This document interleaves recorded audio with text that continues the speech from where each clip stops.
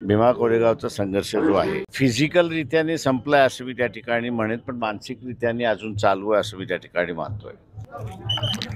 एक नवीन इतिहास ज्याला आपल्याला म्हणता येईल मानवतेच्या दृष्टिकोनातून, हा भीमा कोरेगावातून सुरुवात झाला. त्याला अभिवादन करण्यासाठी जनता या ठिकाणी एकत्र येते. मी असं मानतो की हे चांगली गोष्ट अशी परिस्थिती आहे. शासन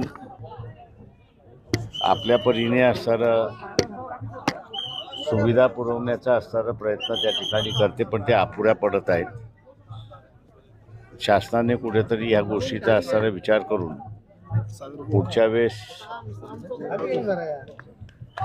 या सुविधा पुरवल्या जातील अशी असणारी परिस्थिती आहे.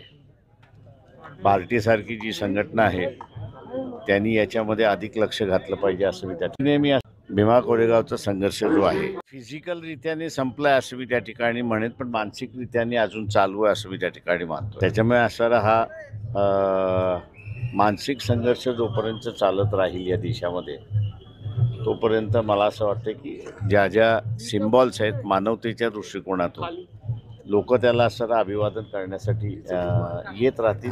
आणि आपली स्वतःची असणारी जी कमिटमेंट आहे ज्या सगळ्या मानवतावादी चळवळीच्या दृष्टिकोनातून, त्याला ते सातत्याने दाखवत राहतील असं एकंदरीत परिस्थिती मी त्या ठिकाणी पाहतोय.